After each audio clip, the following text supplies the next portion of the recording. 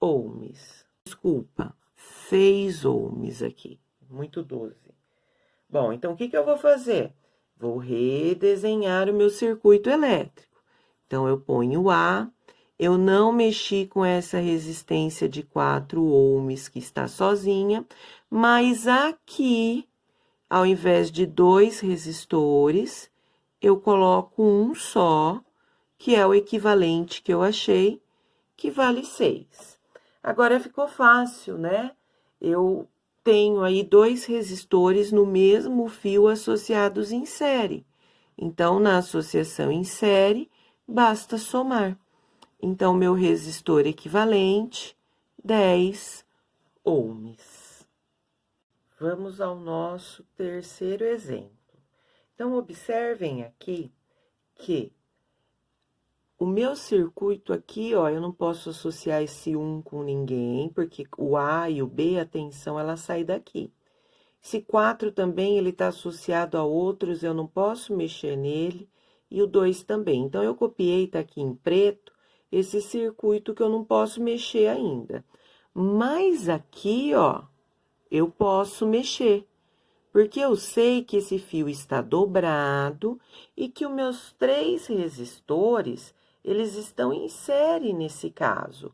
Então, 1 mais 1, 2, mais 2, 4. Então, o que eu fiz? Eu troquei nesse fio aqui, que é um único fio, por isso que eles estão associados em série, os 3 resistores pelo equivalente, que vale 4. E agora, o que eu vou fazer?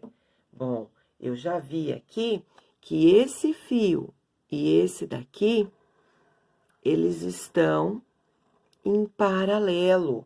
Então, eu consigo achar o resistor equivalente. Como? São só 2, ainda bem, né? Se são só 2, a gente usa a regrinha prática do produto pela soma. 4 vezes 4, dividido por 4 mais 4. 16 dividido por 8, 2. Então, eu copiei o circuito novamente, esse que vale 1, esse que vale 2, e nessa parte do fio, que eu tenho 2 resistores que valem 4, eu vou colocar o equivalente, que é 2 ohms. E agora, ó, meu fio tá dobrado, eu tenho um único fio, então, uma associação em série, eu somo 1 mais 2 mais 2. Então, nesse caso, o meu resistor equivalente é de 5 ohms.